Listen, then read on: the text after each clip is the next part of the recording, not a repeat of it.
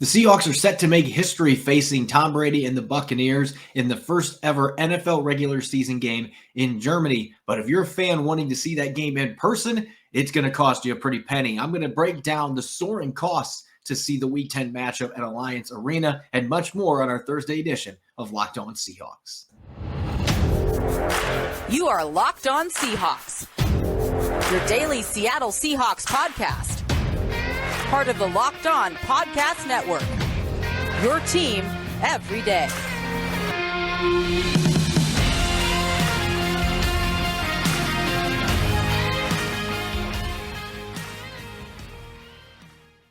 Greetings, 12. This is Corbin Smith, your host for Locked On Seahawks. Thanks, as always, for making Locked On Seahawks your first listen 5 days a week. We greatly appreciate it. Got a jam-packed Thursday episode coming your way as we draw even closer to the start of training camp, just 6 days away from the Seahawks having their first practice, 5 days away from report day on July 26th. So getting very close to the start of football and the return of the Seahawks for the 2022 season. I'll be continuing our 90-player countdown with numbers 25 through 21, answering your questions in our weekly mailbag segment and taking a look at some outlandish ticket prices in the international game set to take place in Munich. Without further ado, now for your lead story here on Locked On Seahawks. The Seahawks are set to make history participating in the first ever NFL regular season game in Germany. They'll be facing Tom Brady and the Buccaneers in Week 10 at Allianz Arena in Munich. But if you're a 12 that's hoping to see that game in person, you might want to take out a second mortgage or sell a kidney because ticket prices right now are through the roof. Resale tickets as of this morning, and this is going to change. I expect they're even going to get more expensive on StubHub, are going for as much as $34,030. Again, that's as of this morning. These tickets were in the $33,000 range yesterday, so they're getting even more expensive. The cheapest ticket in the nosebleeds right now is going for just a little bit under $600. So if you are up in the nosebleeds where the players basically look like tiny little pins going along the field, you have to pay almost $600 to get that ticket. And originally, those tickets were well under $200. The original cost, they were more in line with what we see for typical NFL games, but that is not the case with this one. And then you add in the fees. If you're somebody that's traveling from out of country and you've got your plane tickets, you've got hotels. Yeah, again, you're probably going to want to get a second mortgage to try to get a ticket for this football game. And if you're getting multiple tickets, it's just going to get extremely expensive fast. Why is it this way? Why is this game going for such a lofty price tag? Why are fans being forced to shell out so much money to see this game, especially with the Seahawks having low expectations going into the season?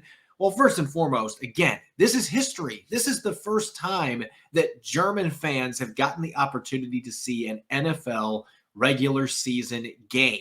So obviously, with that history there, waiting for this opportunity, and it's finally come for them to have an international game in their country, then it's not surprising that Monday, as soon as these tickets became available, that there was immediately a mad rush for all of these tickets. And then, as you see with NFL games here in the United States, there's going to be a resale crowd. And for this particular one, the supply and demand, it allowed these scalpers to be able to quickly push those tickets for significantly more money than what they paid for them, and they can get away with it. That's just the reality. That's economics 101. So that's the first thing. Second, Tom Brady, who retired for about 5 minutes earlier in the offseason, he is back for, I believe, his 50th season in the NFL. He has just been around forever. This might be the only chance for fans in Europe to be able to see Tom Brady in person. Who knows if this is going to be his last season or if he plays another 2 or 3 years. Nobody knows at this point. But with this being the first game in Germany, you can guarantee that this is most likely going to be the last time that Tom Brady plays in Germany. It might be the last time he plays outside of the United States. So from that standpoint, this is a game of great significance, and the Buccaneers are expected once again to be a Super Bowl contender in the NFC. So the ticket is worth the admission price when you're watching Tom Brady and a really talented team that's only 2 years removed from hoisting the Lombardi Trophy. They got a lot of talent both sides of the ball. So you're going to have plenty of fans that are flocking to the stadium to watch Brady and watch the Buccaneers. And even though the Seahawks are not expected to be very good this year after trading away Russell Wilson and releasing Bobby Wagner, all the other roster transition and coaching moves that they've undergone this offseason, the Seahawks have a very large fan contingency in Europe. If you remember a few years back when they played in London, that game felt like a home game against the Raiders, a lot of 12s. I anticipate that it's going to be somewhat similar in this game. I don't know that the Buccaneers have a huge following in Germany, Tom Brady being under center. I do think you will see a lot of pro-Brady fans that are going to be in the stands, but I anticipate that it's, again, going to be a very 12-centric crowd, and it's going to have a little bit of a home game feel in Munich. And so you add all those things together, the supply, demand, the history, Tom Brady being under center in Europe. Who knows if you're going to get to see that again, playing in this really new stadium, this state-of-the-art stadium in Germany, and the fact that the Seahawks have a very large fan base in Europe, and Germany is not exempt from that. You consider all of those different factors, and that's why these prices are where they are right now. This is why fans are going to have to give up an arm and a leg to attend this game. And there were plenty of listeners that posed the question to me earlier today: does this potentially have a bearing on NFL tickets in games in the United States moving forward? My straight answer here, I don't think so. Again, I think that this is a special edition game compared to other regular season games. There's not going to be another game in Germany this year. This is the one and only one. It's the first one. And you've got Tom Brady playing there. Those factors that I just mentioned, it's a lot different than, say, if you've got the Jacksonville Jaguars playing against the Miami Dolphins in a regular season game. Yeah, Florida loves its football. Those ticket prices are still going to be expensive. NFL games are expensive in general.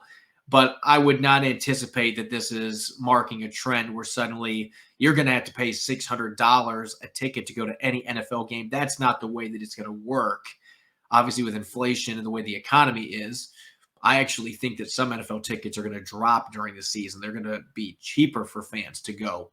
We'll see how that ends up playing out. But for this particular game in Germany, it's going to be the exact opposite. You're going to have to give up a lot of money, whatever you've stashed off the side for your home or buying a car, whatever it is. That's the type of money that you are going to have to dish out to go to see this game between the Seahawks and Buccaneers. If you were able to get a ticket at market price, good for you if you're still attending the game. If you're somebody that's scalping the ticket to make a profit off it, yeah, not necessarily a fan of that, but that's the way that this business works. And if you're somebody that's trying to buy a ticket on the secondary market, you're going to have to pay the consequence for that, literally, by forking over thousands of dollars probably to be able to see this football game. Nonetheless, history is going to be made at Allianz Arena in November. Week 10, Seahawks Buccaneers. Should be a lot of 12s in the stands to cheer them on in the first game ever played in the country. Really looking forward to that. That's one of the dates that I've got circled on the calendar. And as a reporter, really excited about potentially being able to cover that game in person as well. Coming up next, it's our weekly mailbag segment. I'm going to be tackling all the questions from the 12s off of Twitter, Facebook, and we've added Instagram to the equation. I'm going to be answering as many questions as I can on Seahawks and NFL-related topics. From the people who invented healthy and tasty comes the latest gift to your taste buds. You've probably tried the amazing Coconut Brownie Chunk Built Bar, but guess what? Your friends at Built have given Coconut Brownie Chunk the Puffs treatment. That's right, the Coconut Brownie Chunk Built Bar flavor you love in a deliciously chewy marshmallow covered in 100% real chocolate. It's like a fluffy cloud of coconut brownie goodness. But stop drooling and listen. These are good for you. They're low calorie, low sugar, high protein, and they taste delicious. Coconut Brownie Chunk Puffs are only here for a limited time. Go to Built.com now to make sure you don't miss out. You're going fast because they taste amazing. All Built Bars are made with collagen protein, which your body absorbs more efficiently and provides tons of health benefits. Eat something that tastes good and is good for you. Delicious coconut, rich, sweet brownie, creamy marshmallow. Stop fantasizing. Get to Built.com to order your box of coconut brownie chunk Built Puffs right now. Visit Built.com and use the promo code LOCK15 and you'll get 15% off your next order. Again, that's Built.com using the promo code LOCK15 and you'll get 15% off your next order. You're listening to the Locked On Seahawks podcast, Thursday edition. I'm your host, Corbin Smith, riding solo for today's episode. As always, thanks for making Locked On Seahawks your first listen 5 days a week. Which NFL stars move the betting line the most? Starting July 18th, Locked On gives you the 50 most valuable players in the NFL from the odds makers at BetOnline. Available July 18th, again on Locked On NFL, wherever you get your podcasts, as well as YouTube. It's time for our weekly mailbag segment, fielding questions on all of our social media platforms. That includes Twitter, Facebook, and now we've added Instagram to the equation. Again, you can follow Locked On Seahawks at Locked On Seahawks on Instagram. We're going to be posting a lot more video and image content on there as we head into the 2022 season. And we'll be doing some mailbags on there as well. Got a few questions on there to kickstart the festivities. Without further ado, let's get to our first question here from Melwap Inc. tweets, do you believe the Seahawks will start off the year throwing more than running, mainly to let the rookie tackles do what they're best at while getting used to NFL run blocking, or do you see it the other way around? So this has actually been a subject that we've touched on a few times on the podcast because it would make some sense to let your rookie tackles, if Charles Cross and Abraham Lucas are both going to be in the starting lineup in week one, which I think there's a strong possibility that could be the case against the Broncos on September 12th. If that happens, you want to give them the best chance at early success, and they are outstanding pass protectors. That's what their calling card was at the college level, and so it would make sense. At the same time, these are two rookie tackles going against NFL pass rushers. They're going to be facing Bradley Chubb in that game. They're going to be facing Randy Gregory in that game. The Broncos have some horses that can get after the quarterback. And so I don't think Pete Carroll, and it's not in his DNA anyway, I don't think Pete Carroll with Drew Lock or Geno Smith is going to want Shane Waldron to dial up 40, 45 pass plays in the season opener just to cater to those tackles. I don't know that that necessarily would benefit them because of the jump in competition, who they're going to be facing that first game. I think they're still going to want to control the tempo and control the possession of the football. They're going to want to run the ball as they always do under Pete Carroll. So, yes, I can see why fans would be considering this possibility. I've considered this possibility that maybe Seattle will throw a little bit more than expected because of the tackles they drafted. But I would be a little bit surprised in that opener if that's the strategy they deploy. I expect there's going to be plenty of run game and a balanced offense in that season opener, probably for the rest of the season. Not going to be a team that's going to be slinging the pigskin all over the place with the quarterback situation and a young, inexperienced offensive line. Next question from Rob Semino tweets, hey, Corbin, I'd love to hear your perspective on how you see the defensive end linebacker pass rushing rotation, what it might look like by the first game. So I think this one's actually pretty self-explanatory at this point. I love Boye Mafe's potential, and I think Mafe can be a starter down the line. I don't think he's ready to be a starter on day one, and they have Darrell Taylor coming back. I've been saying this time and time again throughout the offseason. I think Darrell Taylor, as much as any player in this roster, is primed for a breakout season. You got 6.5 sacks out of him last year in what really was a pseudo rookie year for him.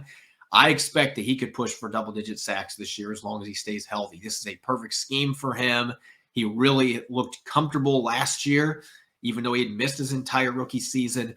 Really great athlete off the edge. I just think that his traits match this scheme really well, and I think he is due to explode this season. And Uchenna Nwosu coming over from the Chargers may have been the crown jewel of Seattle's free agency class. Getting him on a 2-year deal after having 40 pressures for the Chargers last year. He was only 25. He's already excelled in a 3-4 defense, so this is going to be a natural transition for him.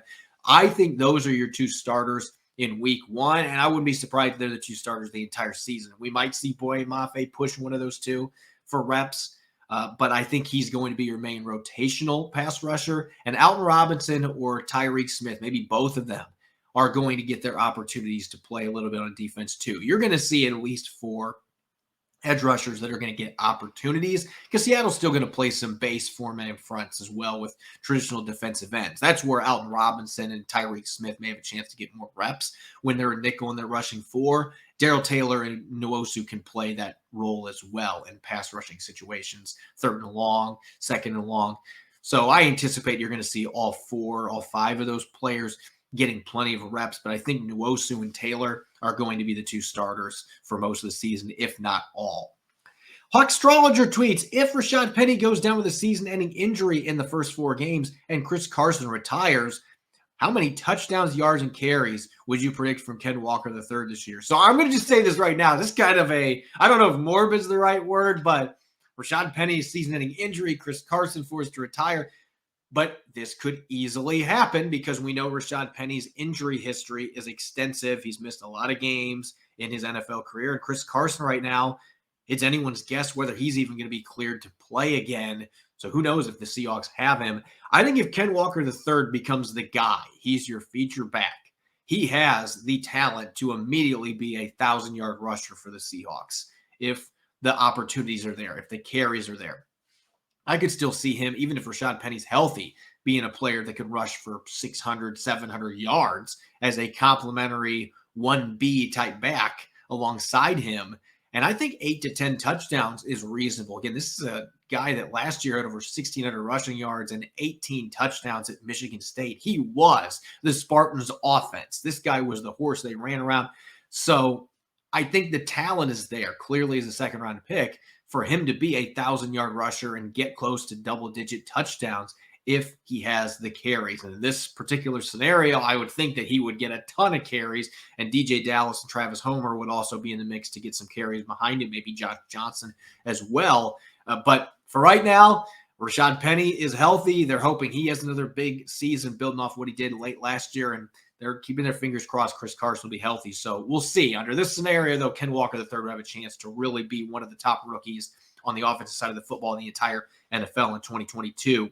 Chuck tweets, is there any way Seattle would trade for Jimmy Garoppolo and at the same time help a division rival save cap space? I would be fine with the Hawks signing him for 1 to 2 years if he were cut. But isn't waiting and picking a stud quarterback early in next year's draft the best long-term plan? I would agree with you on that last part, but I think you can still sign Jimmy Garoppolo if he gets cut, if he's the quarterback that you think gives you the best chance to win games this year over Drew Lock or Geno Smith. None of us know if that's really how the Seahawks feel, and we won't know unless Jimmy Garoppolo gets cut, because I do not foresee this trade happening, not just because they're rivals. I don't see the 49ers rushing to trade Jimmy Garoppolo to the Seahawks and having to face him twice this year. I just think the salary cap implications, the contract the Seahawks would have to take on, that is going to make it John Schneider has absolutely no interest in doing that. And really, the 49ers have no leverage in this situation either. John Schneider is just going to wait it out. So if he really wanted him, he could go get him. But I don't see a trade happening if the 49ers decide, hey, we need to rinse our hands of Jimmy Garoppolo, get him out of here because it could be a distraction. We're moving on to the Trey Lance era full bore. And they cut him, then maybe the Seahawks could look at bringing him in on a 1-year deal, and he could play his way into a long-term contract potentially. But 2023 draft class, that does seem like the safe play. Go get your young quarterback next year. Maybe Garoppolo's your guy this season. But right now, I don't see it happening until he gets cut, and then we'll see what happens from Seattle's front office perspective.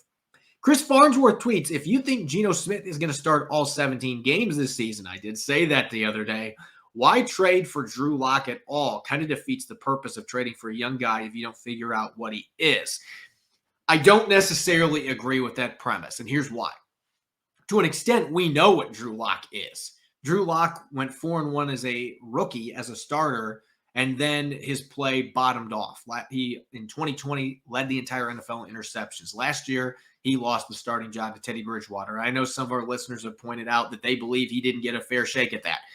I watched the preseason games. It looked to me like there was a pretty fair shake there. And there's more to it than just the preseason games, too. But Teddy Bridgewater won that starting job, and Drew Lock was on the sideline most of the season. And so could he still be a starting quarterback in the NFL? Absolutely. He's got the physical traits. He just hasn't put it together. But that trade with Russell Wilson was not made squarely on, we believe that Drew Lock is absolutely the guy. I don't think the Seahawks are going into it thinking that. I think they believe there's a chance that he could turn things around with a change of scenery and be the starter, maybe long term. But they did not make that trade because, man, we're just loving Drew Lock and we want to bring him in and we think he's our guy for the next 10 years. I don't think that that's what that deal was made for. They wanted to have competition. They liked what Geno Smith did last year. I just think that Geno Smith has enough advantages right now that unless Drew Lock just really turns the corner and plays to his potential, I think there's a good chance that Geno Smith is that starter on day one. And I think that the teammates are going to rally around him and he's going to be the guy. That's just my opinion right now. That could change in a week when training camp starts. If Drew Lock gets off to a fast start and plays one in the preseason, I'm allowed to change my mind based on new facts, new information. But right now, I think Geno's got enough advantages here that I would hedge bets that he's the guy that's going to be the starter. And that doesn't mean that bringing in Drew Lock was necessarily a bad thing. You have a proven guy that has started a number of games in the NFL as your backup. That's not necessarily a bad situation either. Next question coming from Ray L89 on Instagram. What's your bold prediction for Kobe Bryant's rookie season in terms of interceptions? Do you think quarterbacks will try to pick on him early but regret it quickly? That could be what plays out. I've been saying this the last couple months. I think Kobe Bryant is going to be right in the thick of things to win a starting job on day one because he is coming in with a very polished skill set. He's not the most elite athlete at corner, not the biggest guy, not the longest guy, but he's got instincts. He's got incredible ball skills. He's a physical player, really smart. So he's coming in with a polished skill set. I think that gives him a chance, especially with Trey Brown coming back from a significant knee injury, that he can be one of those two starters. And I've predicted a number of times that I think Kobe Bryant on week one is going to be in the starting lineup across from Sidney Jones. That's my prediction. I think if he plays as much as I think he's going to, 3 interceptions is my sweet spot right now because this is a guy that has consistently got his hands on the football at the college level. And he was getting targeted a lot because Sauce Gardner was on the other side. I think he's going to get targeted plenty in the league, but quarterbacks might wise up after a little bit because of his ability to fly to the football, undercut routes. He runs routes for receivers, and he gets his hands on the football. There's a lot of good corners in NFL history that weren't the best athletes, but they had those instincts and those savvy ball skills. This kid could be the next one in line. It ends up being a long-term starter. So I think there's some big things ahead for Kobe Bryant heading into his rookie season. David Moore on Facebook. Any truth to the DK Metcalf trade rumors, and would a trade make sense? Well, answering the last part of that, no, I'm sticking with that. You know, if DK Metcalf comes to the table and says, I want $35 million a year, then yes, you try to trade him. But I think if it's in that 25, 26 million per year range, maybe even 27, you don't have a quarterback on the books next year like Russell Wilson type money. You don't have any of those issues. You have cap space. You pay your good players. DK Metcalf is 24 years old. He's an elite talent at the receiver position. I still think he's got a lot of room to develop still at his young age and where he came into the league. So for that reason alone, I still anticipate this deal is going to get done before camp or in the first couple of days of camp. And I think DK Metcalf will be happily paid, and he'll be under contract for the next 4 years. And so that's what I'm anticipating is going to happen. There's going to be trade rumors until he signs that contract, especially with all the murmurs that were out there earlier this offseason. But at this stage, I don't see a trade happening. And last question here real quick coming from Ryan Ball. This one coming from YouTube. Do you think there are way more injuries in the NFL today than back in the 60s through the 80s? So I don't necessarily agree with that premise. I know that it may seem that way. Part of it is we just are more privy to information from teams now. They're required to give injuries on all their reports. You can't hide things.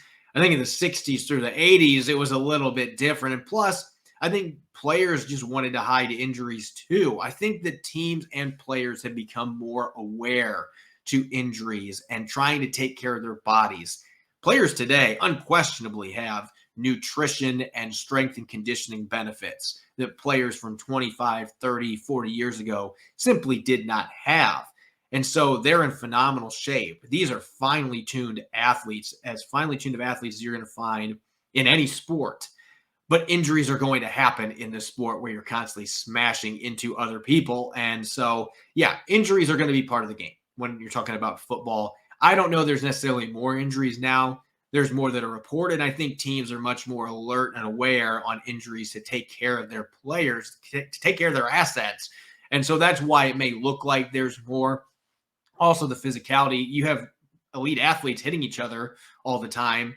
Yeah, I think the force of that may cause more injuries too. So I can see some arguments why maybe you would think that. But I think that when you look deeper, these athletes are in a much better position now than what they were 25, 30 years ago.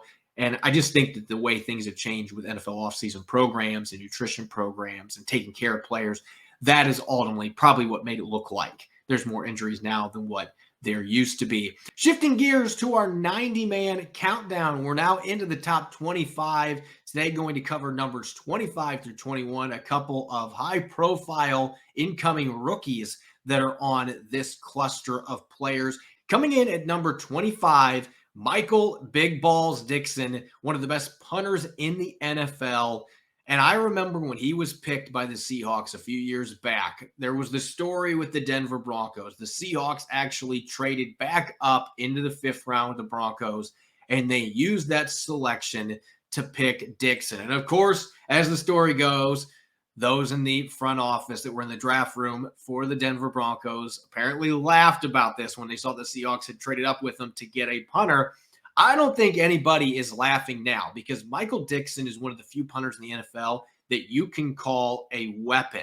This is a inside the 10 machine. He pins the football deep in opponent's territory all the time, and he's a magician. He just makes the football do things that a lot of other punters simply cannot. You add in his heroics that he's had on a couple of plays over the years. A few years back when he was a rookie, the 4th down run where he faked it and ended up picking up the 1st down. Again, that's where the Big Balls nickname came from. And then last season, the double punt against the Rams. That was one of the coolest plays that I've ever seen in an NFL game. But even when you take out the glamour that comes with some of those flashy plays from Dickson, what it really boils down to, he's a weapon that changes field position. And when you play the game the way that Pete Carroll wants the Seahawks to play, where field position matters and defense matters, running the football matters, having a quality punter, an elite punter in this instance, like Dickson, who can pin opponents deep, that truly is a weapon. That is truly an asset for the football team. And so somehow he hasn't been a Pro Bowler the last 3 years, hasn't been an All-Pro selection the last 3 years. That was only his rookie season. But Michael Dickson, in my opinion, he should have been a Pro Bowler and All-Pro all 4 of those seasons. He has been one of the best punters in the NFL the entire time that he's been in the league, and I think he's got a great chance to do that once again. Up next, coming in at number 24, as I mentioned, a couple high-profile rookies on this list. I talked a little bit about Boye Mafe earlier, 2nd-round pick out of Minnesota. The athletic traits are off the charts for this kid. At 261 pounds, ran a 4.53 40-yard dash and had a vertical jump in the high 30s. You just don't see guys this size that have those type of athletic traits. He's had other workouts where he's exceeded 40 inches on the vertical jump. He just has rare athletic traits for a player of his size. But that hasn't necessarily translated to production at the college level. He hasn't been a full-time starter very much at Minnesota, and yet last year was kind of a breakout season for him to close out his college career. 7 sacks, he had 10 tackles for loss, and then at the Senior Bowl, everything comes together for him, and he just dominates the competition all week long.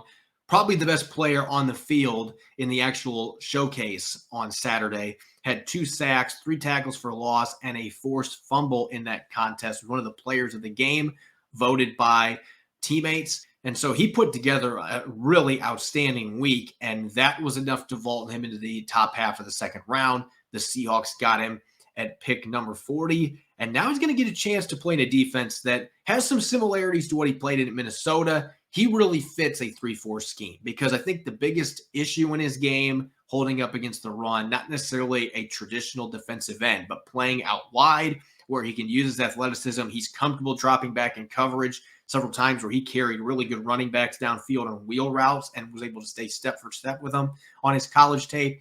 So I think you consider all those things. This kid has a very high ceiling. I just don't know if he's ready to necessarily come in and play extensive snaps on day one. They're going to find ways to rotate him in on obvious pass rushing situations, and his pure athleticism and underrated technique as a pass rusher will give him a chance to rack up quarterback pressures and sacks potentially at a pretty fast rate.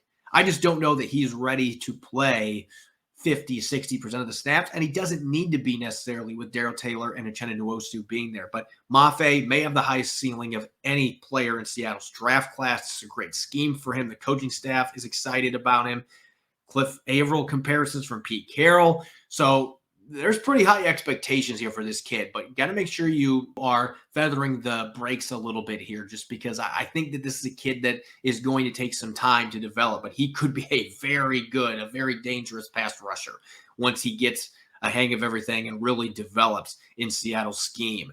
Coming in at number 23 in the secondary, Trey Brown was a revelation last year, 4th round pick out of Oklahoma, and he's one of those different corners that the Seahawks have started to look at, because for a long time, Pete Carroll, you had to be 6'2", 6'3" with 33-plus-inch arms to have any chance to play on the outside. Then DJ Reed happened, and DJ Reed played really well in his 2 years in Seattle as an undersized corner that was able to hold up on the outside and put up some pretty good stats that stacked up with a lot of the elite corners in the NFL.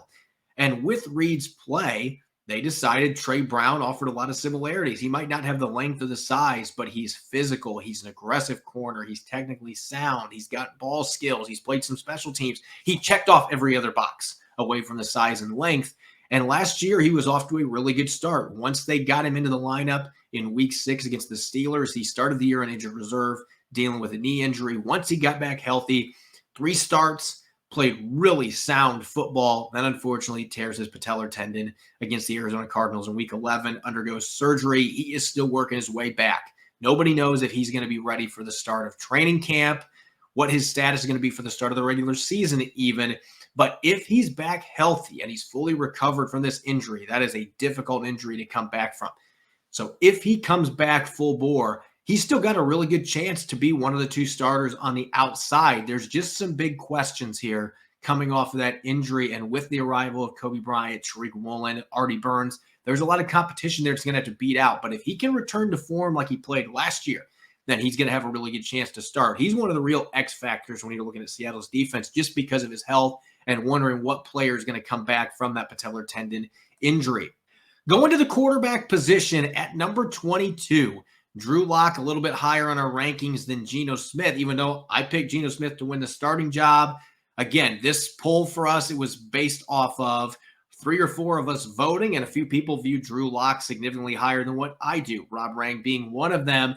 And I think Drew Lock, if everything gets put together, I've said this time and time again, if he is able to fully maximize his potential and he doesn't make mistakes with the football, he's smart with distributing it to his receivers, and he really gets the offense down, the physical tools are there for him to be a starting quarterback in the NFL. He just hasn't consistently shown that his first 3 years in the NFL with the Broncos. So until he's able to show that, there's going to be some skepticism. And Geno Smith has the advantage of knowing the offense and having a relationship with Metcalf and Lockett. Even if it's not something where they've played more than a handful of games together, that's more than what Drew Lock has played. So those are obvious advantages that Geno Smith has. But Drew Lock has the ceiling. Drew Lock is the younger player that's got more upside at this point. If you are able to unlock that potential, that is really going to be the key here. So he's got a chance here. I think he has closed the gap a little bit on Geno Smith, but he's got some work to do to be able to surpass Smith in training camp. A ton of talent, ton of physical tools, underrated athlete. I mean, he's got everything you're looking for. You just got to put it together. That is a big if under center, and we'll see what ends up happening there. But certainly Lock's got a chance to be the starter. I'm still at this point thinking Geno Smith's the guy, but Drew Lock absolutely could be your starter in week 1 if he's able to seize that job and really put together a strong training camp and preseason. And to close out our cluster here at number 21, another rookie from Seattle's incoming class that is generating a lot of excitement. Like Boye Mafe, I don't know necessarily that Ken Walker III has a path to getting a ton of playing time early, though in his case, it has nothing to do with not being ready. I think Ken Walker III is absolutely ready to play in the NFL. Running backs, out of all the positions out there, they are best equipped to come in day one and contribute. And they've got such a short shelf life anyway. You want to get them on the field, and really you want to use your running backs is what it boils down to. You want to get as many carries as you can while they're in their prime, and then you move on to your next running back. But you've got Rashad Penny there coming back on a one-year contract. He was so dynamic the last 6 games last year. You've got DJ Dallas and Travis Homer. Chris Carson potentially could be back. And so the path to getting a lot of carries isn't necessarily clear for Ken Walker III. But that doesn't mean the talent isn't there. This kid could come in and start for a number of teams. The Doak Walker Award winner last year, over 1,600 rushing yards, 18 touchdowns. I think he had like half of those against Michigan's defense. I had a bunch of high draft picks on it, by the way. So this guy is an elite back. He's got great burst, ran in the 4.3s. He's a guy that can run away from you. He can lower his shoulder and truck people. He's an underrated receiver. Just didn't get a lot of opportunities to catch the ball at Michigan State. The big area he's got to improve is pass protection. But you could already see in the offseason program, Chad Morton, the running backs coach, the run game coordinator, was working diligently with this kid to try to harness technique and try to work with him on his blitz pickup. And we'll see how that goes in training camp. They did a lot with Rashad Penny the last couple of years. He really made strides in that regard. If Ken Walker III can clean that up, he's got a chance to be a really good feature back in the league. Might not have that chance as a rookie necessarily because of the presence of Rashad Penny and the depth Seattle's got. But I think down the road, this is your bell cow. This is a kid that's going to be a starter for a number of years for the Seahawks and really fits what they want to do running the football. At minimum this year, I think he's going to be a really nice change of pace back. Could end up being more than that just because of how dynamic of a talent he is. And you'll want to get his skill set on the field to run alongside Rashad Penny. As always, you can follow me on Twitter at Corbin Smith NFL. You can check out the Locked On Seahawks podcast on Apple Podcasts, Google Podcasts, Spotify, as well as streaming 5 days a week on YouTube. We'll have a new episode coming on our Blue Friday edition tomorrow. I'll be joined by Nick Lee. We'll continue our training camp preview, looking at receivers and cornerbacks. You won't want to miss it. Thanks for listening in. Enjoy the rest of your Thursday. Go Hawks.